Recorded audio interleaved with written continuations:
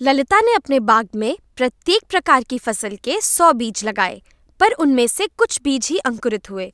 प्रत्येक प्रकार के अंकुरित बीजों की संख्या को दर्शाते हुए एक दंडालेख बनाएं।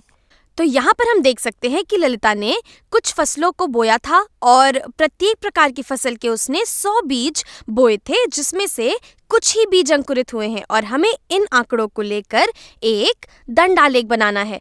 और यहाँ पर हम देख सकते हैं कि हमें पहले से ही एक आलेख दिया हुआ है और हमें इस पर आलेखित करना है इन फसलों की संख्या को, यानी कि हमें आलेखित करना है कि पौधों की कुल कितनी संख्या हुई थी जब उसने 100 बीज बोए थे प्रत्येक प्रकार की फसल के। चलिए शुरू करते हैं। यहाँ हम देख सकते हैं कि कद्दू के उसने 100 बीज बोए थे, जिसमें से 60 बीज अंकुरित हुए। तो यहाँ पर मैं कैसे दर्शाऊंगी कि कितने पौधे हैं अभी ललिता के पास। यहाँ मैं कद्दू वाले दंड को बढ़ाती हूँ और इसको मैं 60 पर ले जाती हूँ। यहाँ से हम कह सकते हैं कि ये दंड दर्शाता है कि कद्दू के कुल 60 पौधे हैं ललिता के पास।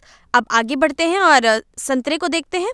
संतरे के 90 बीज अंकुरित हुए और पौधे बन गए। तो यहाँ पर हम संतरे के दंड को भी बढ़ाएंगे, ऊपर बढ़ाएंगे और इसको हम 90 तक ले जाएंगे।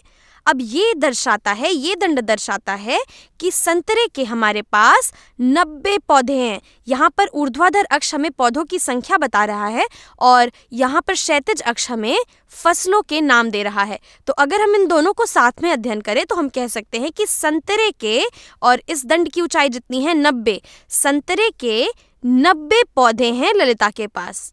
तो चलिए अब हम पालक की बात करते हैं और हम देख सकते हैं कि पालक के 50 बीज अंकुरित होकर पौधे बन गए थे।